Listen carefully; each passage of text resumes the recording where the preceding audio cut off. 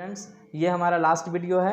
इसमें हम valuation based on depreciation method पे हम वैल्यूएशन करेंगे, उस पर हम एक न्यूमेरिकल सॉल्व करेंगे। और ये इस तरह का भी न्यूमेरिकल कई बार एग्जाम में आया हुआ है।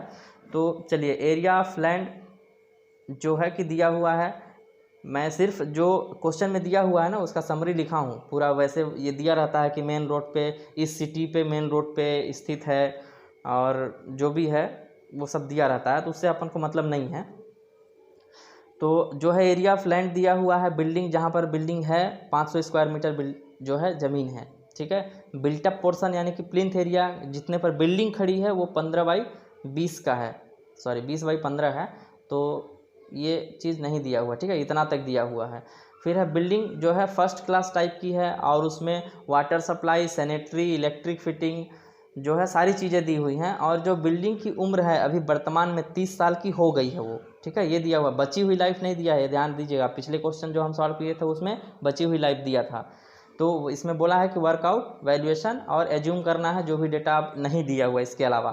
तो सबसे पहले प्लिंथ एरिया हमारा दिया हुआ है 20/15 का है, तो जो हमारा 300 स्क्वायर मीटर आ गया।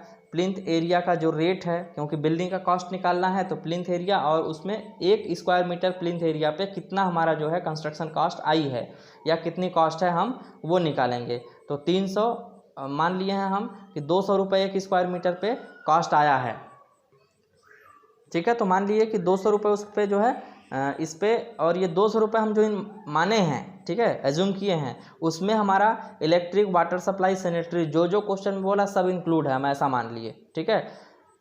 आप जो है क्वेश्चन में अगर नहीं दिया है तो आप इसे एज्यूम कर लीजिएगा लगभग 2000, ठीक, या कुछ जितना भी आप चाहे उतना एज्यूम कर सकते हैं, क्योंकि बुक में हमारे इतना ही दिया हुआ है तो मैंने उतना ही ले लिया, ठीक है।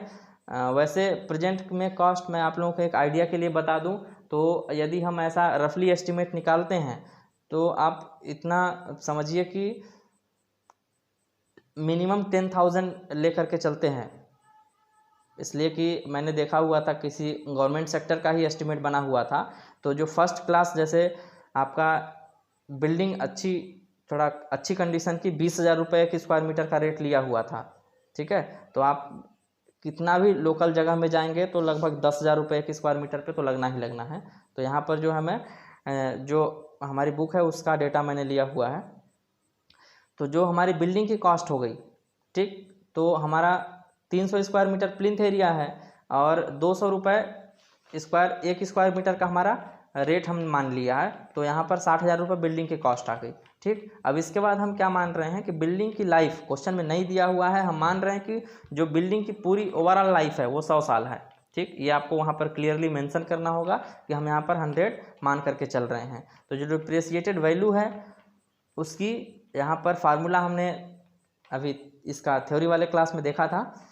तो डी की वैल्यू जो है हमारा P 100 - RD/100 की पावर n।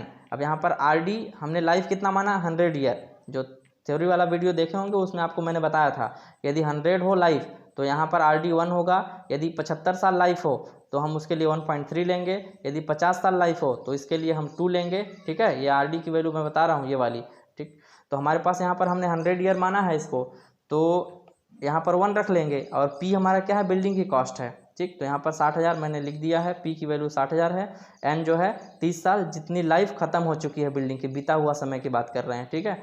तो RD की यहाँ पर 100 ईयर माने हैं, तो ये RD हमारा 1 होगा। अब इसकी वैल्यू हम रख दिए 60,000, 100 - 1 इतना कर दिए। हमारा कैलकुलेटर में वैल्यू रखेंगे तो हमें इतनी मिल जाएगी, 44,280 रुपये। ये किसकी कीमत है, बिल्डिंग की, 30 साल बाद की। यानी कि अभी हम 30 साल बाद की, मतलब बिल्डिंग को बने 30 साल हो गया है, लेकिन ये हमारा प्रेजेंट की वैल्यू है।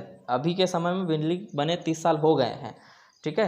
तो हमारा डिप्रेसिएटेड वैल्यू है, यानी कि अब उसमें 60,000 की बिल्डिंग बनी थी शुरू में, उसमें वियर एंड टीयर और जो भी है टूट फूट की वजह से, जो भी उसमें घर्षण वगैरह जिसकी वजह से भी टूट हुआ है, उसके बाद की वैल्यू ये है। यानी अभी वर्तमान में बिल्डिंग की कीमत 44,280 रुपये बची है।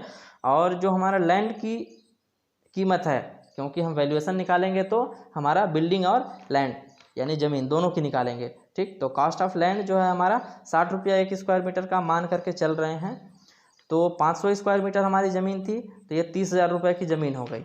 ठीक, अब हमारे पास अब जो है हम क्या करेंगे, बिल्डिंग की कीमत और लैंड की कीमत दोनों को ऐड कर देंगे। तो टोटल वैल्यूएशन ऑफ प्रॉपर्टी जो है हम इन दोनों को ऐड कर दिए। टोटल वैल्यूएशन ऑफ प्रॉपर्टी जो है या कैपिटलाइज्ड वैल्यू जो है किसी इस प्रॉपर्टी की, बिल्डिंग की कॉस्ट और कॉस्ट ऑफ लैंड दोनों को ऐड कर दिए, तो 74,280 रुपये उसका वैल्यू आ गया। बस, thank you, all the best. आप लोग का सिलेबस भी ख़त्म हो गया। Thank you.